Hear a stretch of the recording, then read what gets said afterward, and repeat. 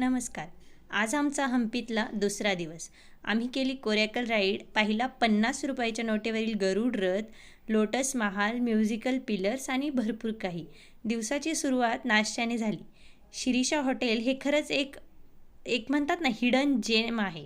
इथलं फूड खरंच खूप छान होतं. त्यानंतर आम्ही गेलो हनुमान महाराजांचं जन्मस्थळ असलेल्या अंजनाद्री पर्वताला भेट द्यायला. पण इथे खूप गर्दी असल्यामुळे आम्हाला मध्यातूनच परत यावं लागलं. मग आम्ही गेलो होतो सनापूरला कोरॅकल राईड करायला.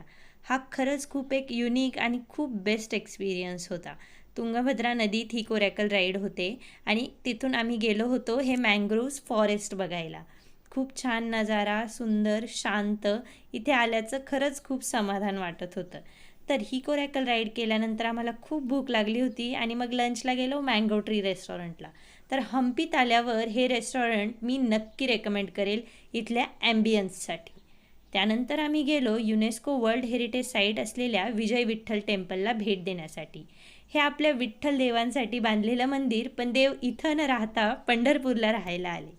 आणि 50 रुपयाच्या नोटेवरील हा विष्णुदेवांचे वाहन असलेल्या गरुडासाठी समर्पित असलेला रथ, जो की तुम्ही तुमच्या 50 रुपयाच्या नोटेवर देखील पाहू शकता.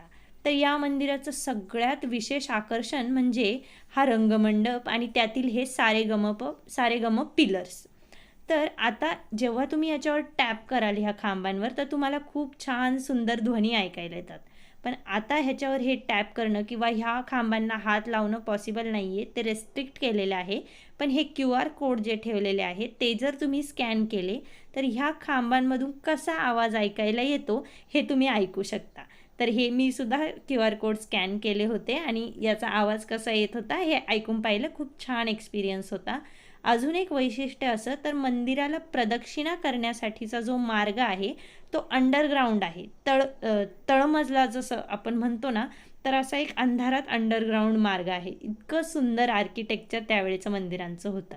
त्यानंतर हे ताडगोळे खाल्ले, शरीराला खरंच खूप थंडावा भेटला. ही तर झाली आपली गोष्ट. पण राण्यांसाठी एक नॅचरल AC असा महाल बांधला होता, तो हा लोटस महाल.